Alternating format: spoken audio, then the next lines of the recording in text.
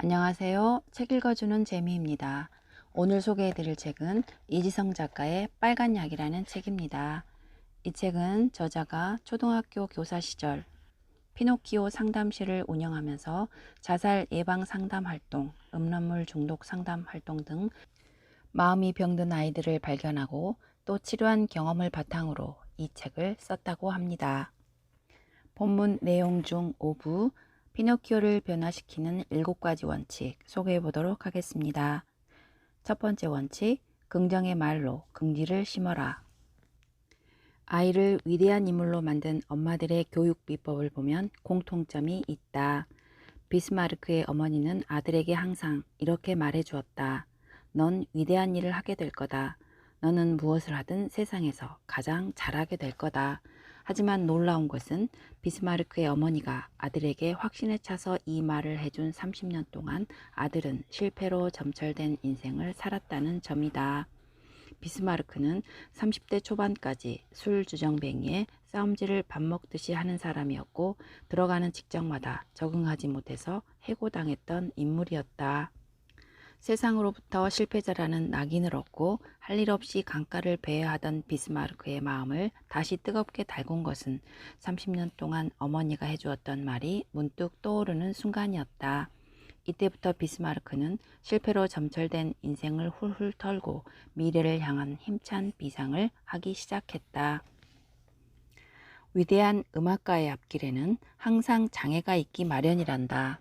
절대로 포기하지 말고 내가 위대한 작곡가가 되기 위해서 태어났다는 사실을 절대로 잊어버리지 말렴.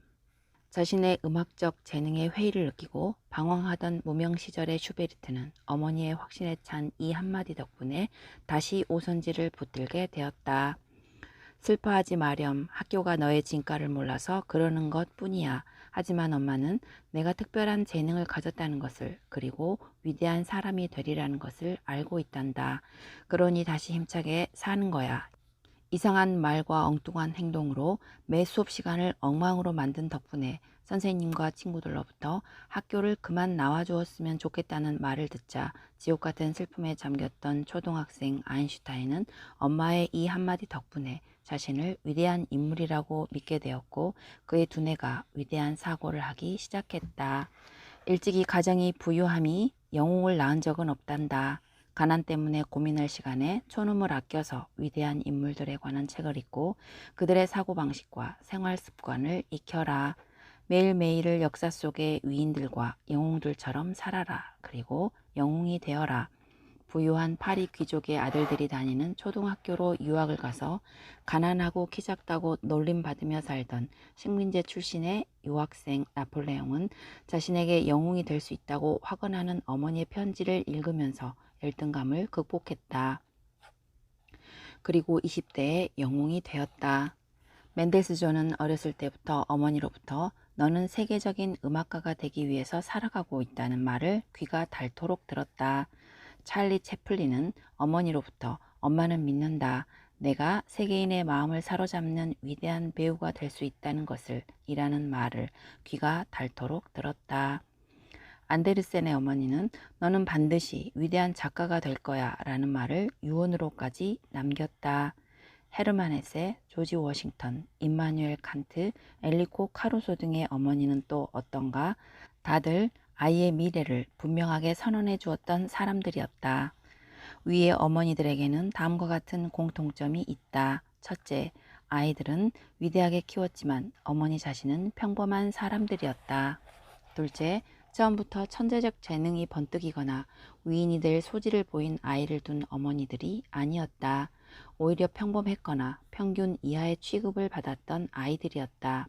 셋째, 이 어머니들은 아이에게 당시의 모든 어머니로부터 선망의 대상이 되었던 최상의 교육적 혜택, 오늘날의 한국에 비유하자면 강남 8학군 수준의 사교육을 시켜주지 못했다. 한마디로 오늘날의 보통 어머니들과 전혀 다를 바가 없는 사람들이었던 것이다. 하지만 이 어머니들에게는 보통 어머니들과는 절대적으로 구별되는 한 가지가 있었으니 그것은 바로 아이에게 위대한 미래 선언이 담긴 마법의 말을 확신에 찬 소리로 끊임없이 해주는 습관이 있었다는 점이다. 오토타케 히로타다의 사례를 보자. 손과 발이 하나도 없이 태어난 오토를 처음 만난 자리에서 오토의 어머니가 오토에게 한 말은 놀라움의 말도 충격의 말도 상심의 말도 좌절의 말도 아니었다. 그녀가 한 말은 어머 귀여운 우리 아기라는 기쁨과 감동의 말이었다.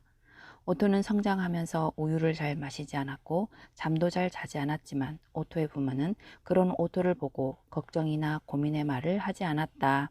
이 녀석은 태어날 때부터 개성적이잖아. 다른 아이들과 비교하지 말자고 라며 아이를 믿고 긍정하는 말을 했다.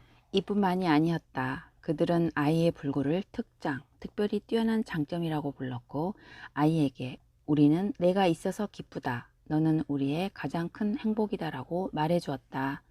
어쩌다가 한 번씩 행사적 차원에서 그렇게 말한 것이 아니라 매일매일 진심을 담아서 그렇게 말해주었는데 아이의 능력, 외모, 행동이 아닌 아이의 존재 자체를 사랑했기 때문에 가능한 일이었다.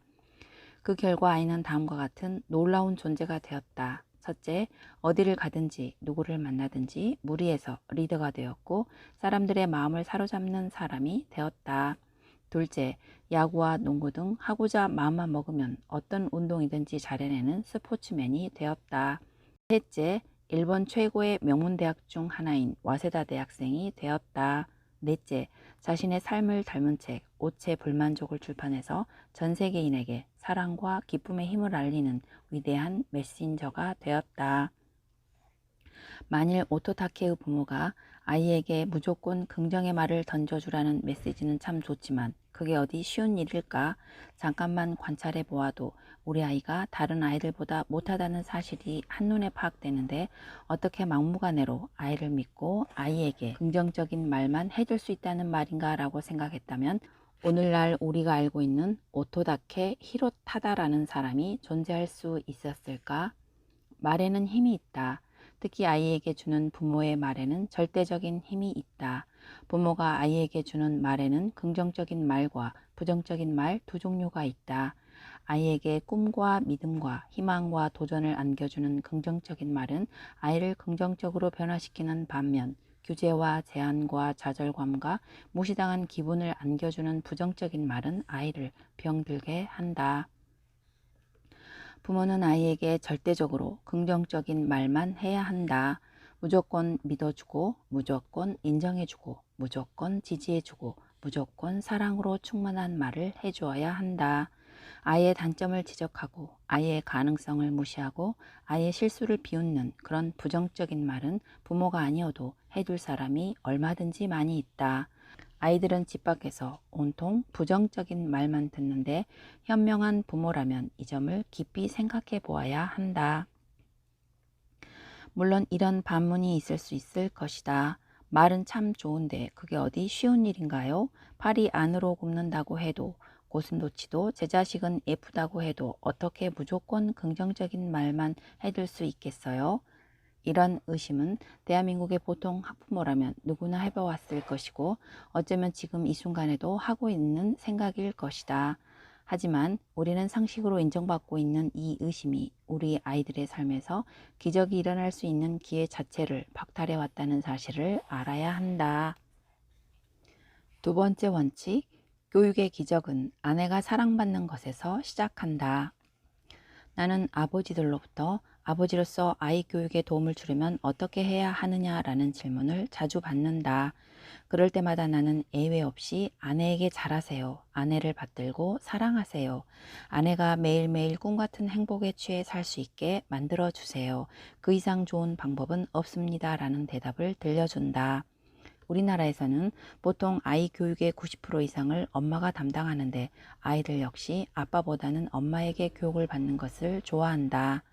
물론 아이 교육에 열성적으로 뛰어드는 아버지들도 많지만 아무리 잘한다고 해도 아버지들은 서툴다. 그것도 아주 심하게 서툴다.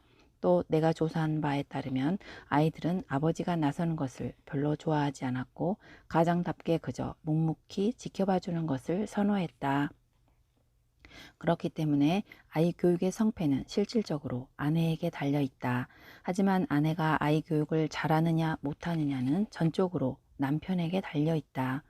남편에게 사랑받지 못하는 아내는 얼굴에 불행하다고 써있고 남편에게 존중받지 못한 아내는 온몸에서 뿌리 깊은 열등감이 흐른다. 그 불행과 열등감이 어디로 흘러갈 것 같은가? 바로 당신의 아이에게 영향을 끼치는 것이다. 아내 사랑은 남편의 작은 마음 씀씀이로부터 시작한다.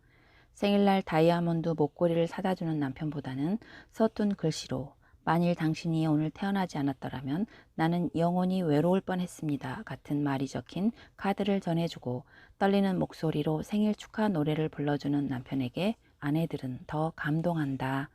가계부를 정리하면서 이번 달에도 돈 많이 썼네 어떻게 라고 걱정할 때 아 시끄러워 내가 더 많이 벌어오면 되잖아 라며 큰 소리를 치는 남편보다는 당신이 당신 위해서 쓰는 것 없잖아. 다 가족을 위해서 쓰는 거잖아. 괜찮아.